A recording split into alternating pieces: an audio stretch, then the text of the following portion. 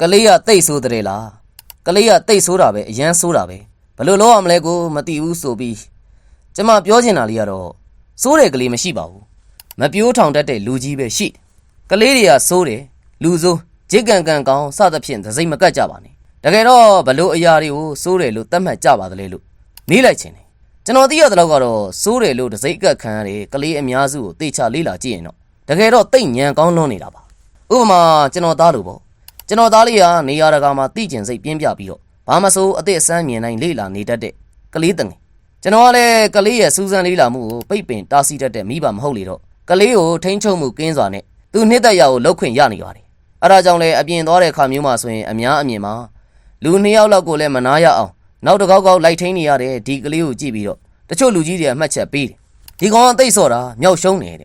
ဒီမှတ်ချက်ကိုကျွန်တော်လက်ခံပါတယ်နောက်တစ်မျိုးကတော့ဒီကောင်ကွာတော်တော်ဆိုးတာပဲဒါတော့အလိုမလိုက်နဲ့ကြည့်ရင်မိဘကိုဒုက္ခပေးလိမ့်မိဘပင်ပန်းတာပေါ့တဲ့ဒီလိုမှတ်ချက်မျိုးဆိုရင်တော့ကျွန်တော်ချက်ချင်းတုံ့ပြန်တာကျွန်တော်သားကမဆိုးပါဘူးတိတ်ညံကောင်းတဲ့ကလေးမို့လို့သူနဲ့ရွယ်သူတွေကလေးထက်လဲပိုရှေ့ရောက်နေတာပါဒီလိုကလေးကိုပိုင်ဆိုင်ထားရတာကျွန်တော်သိကံကောင်းတယ်လေဒီတော့အကောင်းဆုံးပြိုးထောင်မှကလေးနဲ့ထိုက်တန်မှန်းကိုလေသိရတာလေဒီလိုလက်ထအောင်စော့ပြီးတော့တစ်စက်မှအငြိမ်မီနေတဲ့ကလေးတွေရှိကြတဲ့အဖေတွေမေတွေကိုလည်းကျွန်တော်သိပြီးတော့ကိုချင်းစားပါတယ်ဒီလိုကလေးတွေကစကားလေးတိတ်တတ်ပါတယ်သူတို့ရဲ့တင်ယူနိုင်စွမ်းကလည်းမြင့်လို့တကူးတကမတင်ရဘဲနဲ့သူတို့သိနေတက်နေလေရှိ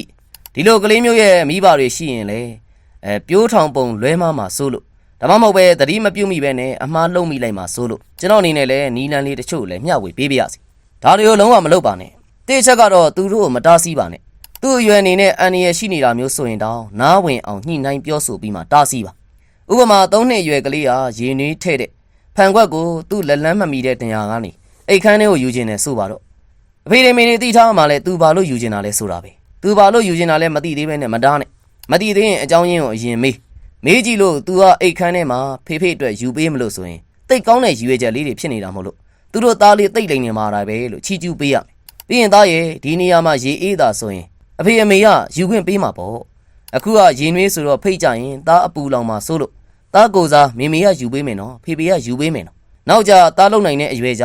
ြမေမေကယူခိုင်းမှာပေါ့ရေနွေးခွက်အစားမိမိလက်ထဲကရေဘူးလေးကိုသားကူတဲ့ပေးမလားယင်ဆိုတဲ့စိတ်မျိုးလေးကလေးရဲ့လှုပ်ချင်စိတ်ကိုလည်းတားဆီးရမရောက်တယ်လို့မေမေတားချင်စူချင်လို့မဟုတ်ဖဲနဲ့ရေနွေးဟာပူတာကြောင့်လည်းပေးမသေးတာအန်ရရဲ့များလို့ဆိုတာကိုညံကောင်းတဲ့ကလေးမလို့လေအလွယ်လေးမှတ်သားနိုင်ပါလိမ့်ဒါကနမူနာပြောတာပါအဲ့ဒီလိုတခြားဖြစ်ရလေးတွေမှာလည်းအခုလိုတစ်ကလေးတွေကိုလည်းသုံးနိုင်တယ်နောက်တစ်ချက်ကတော့ဒေါသတကြီးစူတာအော်ဟစ်တာနဲ့ရိုက်နှက်အပြစ်ပေးတာမျိုးလုံးဝမလုပ်ရပါဘူးသူတို့လေးတွေကတင်ယူမှုအားကောင်းတာမလို့တကယ်လို့သာသူတို့ကဒေါသတကြီးတုံ့ပြန်တတ်တဲ့ကလေးလေးတွေဖြစ်လာခဲ့မယ်ဆိုရင်ဒါဟာလေတင်တို့ကြောက်ပါပဲအနီးကနေထိုင်စောင့်ရှောက်သူတွေရဲ့အပြုတ်မှုတိုင်းသူတို့ကပြုတ်မှုတာပဲဖြစ်တယ်နောက်တစ်ချက်ကတော့အတ္တတွေအာဏာတွေမသုံးပါနဲ့ဒါလုတ်ကိုလို့ရမယ်ငါမိဘမလို့ငါပြောတဲ့အတိုင်းလုတ်ငါစားစို့စားလိုက်ဆိုတာမျိုးအာဏာရှင်မဆန်နဲ့သူတို့လေးတွေကလည်းအဲ့ဒီလိုပုံစံထိန်းကျောင်းမှုမျိုးနဲ့လုံးဝအဆင်မပြေဘူးအဲ့ဒီအစားညှိနှိုင်းရမယ်ညှိနှိုင်းရခိုင်ရင်တောင်မှပဲစိတ်ရှိရှိထားပြီးတော့ညှိနှိုင်းပါဥပမာ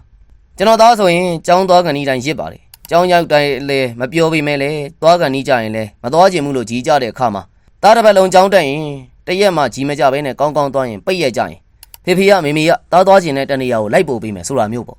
့ပြောပြီးရင်တော့တကယ်လဲဂရိတီးပေးရတယ်သူ့ဘက်ကလည်းတရက်မှကျောင်းမပြတ်ရဘူးပေါ့ဒါဆိုရင်ညှိနှိုင်းလို့လည်းအောင်မြင်တာပဲတချို့ကိစ္စလေးတွေမှာလည်းအတက်နိုင်ဆုံးရအောင်ညှိနှိုင်းကြည့်ပါမလုံးသိတဲ့အဓိကအချက်လေးတွေပြောပြပြီးတဲ့အခါမှာတော့လုံးသိတဲ့အချက်လေးတွေကိုလည်းပြောပြခြင်းတယ်ဒါလေးတွေကိုအမြဲလုပ်ပေးပါနံပါတ်1ကတော့ချစ်ချင်းမြတ်တာကိုထုတ်ဖော်ပြသပြီးတော့အပြည့်အဝမြတ်တာပေးပါနောက်တစ်ချက်ကတော့စိတ်ရှည်ပါ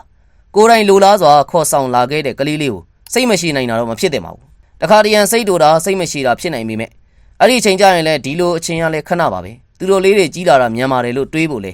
ထပ်ပြီးစိတ်ရှည်ဖို့လဲကြိုးစားပါနောက်တစ်ချက်ကတော့သူတို့လေးတွေတစ်ခုခုလုံနိုင်တိုင်းမှာချီးကျူးပေးပါစိတ်ခွန်အားပေးပါနောက်တစ်ချက်ကတော့အမှားလုံးမိရင်တောင်အမှားကိုပြင်ဆင်ခွင့်ပေးလိုက်နောက်တစ်ချက်ကတော့ကိုအားကိုတတ်အောင်ပြုတ်ထောင်ပ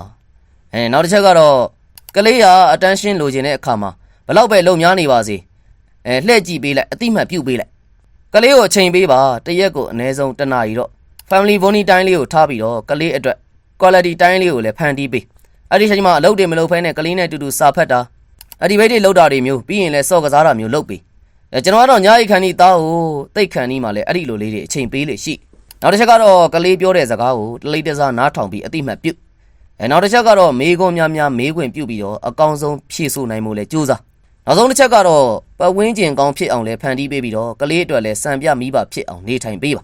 ကျွန်တော်ပြောပြတဲ့အချက်လေးတွေကလည်းမှတ်မိတဲ့လောက်ပဲမလို့ထပ်ပြောစရာတွေနဲ့လိုအပ်တာတွေလည်းရှိနေပါလေသို့တော်လဲဒီလောက်လှုပ်ပေးနိုင်ရင်ကိုပဲတိတ်တော်တဲ့မိဘတွေပေါ့ကလေးတန်းတိတ်လိမ်ပါပါတယ်ညံလဲတိတ်ကောင်းတယ်တကယ်တော့မိဘတွေရဲ့ပြိုးထောင်မှုပုံစံအပေါ်မူတည်ပြီးတော့ကလေးလေးတွေရဲ့ကိုကြီးကိုသွေးရလဲပြောင်းလဲသွားကြတာဖြစ်လို့လဲဖေဖေမေမေတို့အနေနဲ့လဲသတိပြုမိစေရန်အတွက်လဲ